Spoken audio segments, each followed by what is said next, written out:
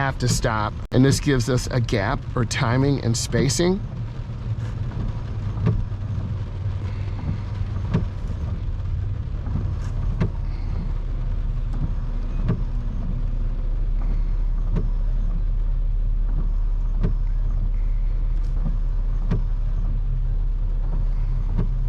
They're coding over the solid white lines. In some states, it is against the law. Basically, they're blocking traffic. Cars can't go on the service drive. I can't move. If they waited to get up further, it would be a lot easier. So that's the problem that this driver's creating to my right.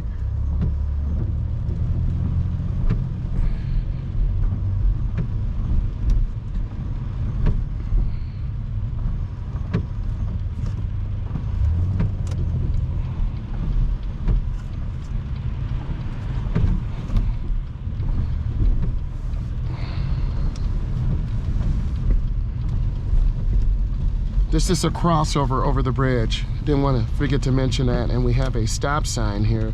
So I have to stop for 3 seconds, which I did.